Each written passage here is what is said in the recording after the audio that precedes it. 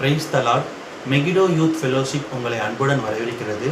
இன்னைக்கு பார்க்க போகிற வேத பகுதி ஏசாயா 41வது அதிகாரம் 10வது வசனம். அந்த முதல் 2 லைன் மட்டும். நீ பயப்படாதே, நான் உன்னுடனே இருக்கிறேன்.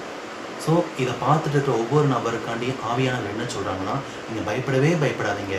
வேலை இல்லை, அது தொழிலில் ஒரு வருமானம் இல்லை, தொழிலில் ஒரு க்ரோத் இல்லைன்னு இதையும் குறித்து நீங்கள் பயப்படவே கூடாது. ஏன்னா தேவன் நம்ம கூட இருக்கிறாங்க.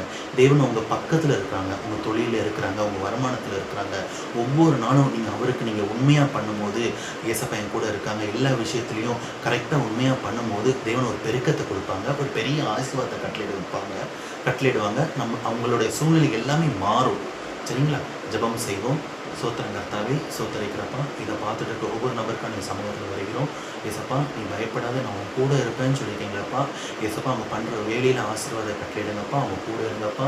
தொழில் ஒரு பெருக்கத்தை கட்டளையிடுங்கப்பா, அவங்க கூட இருங்கப்பா. அவங்க பண்ணுற ஒவ்வொரு காரியத்தையும் அவங்க கூட இருங்க ராஜா. தேவைகள் சந்திக்க பண்ணுப்பா. ஒவ்வொருவருக்கும் சுத்தம் நோக்க திட்டம் இருக்கு ராஜா. அது அவங்க வாழ்க்கையில் வெளிப்படணும்ப்பா. அப்படியே செய்ய போகிறதுக்கு நன்றி ராஜா. இயேசு நாமத்தில் ஜெபிக்கிற நல்ல பிதாவே, ஆமென்.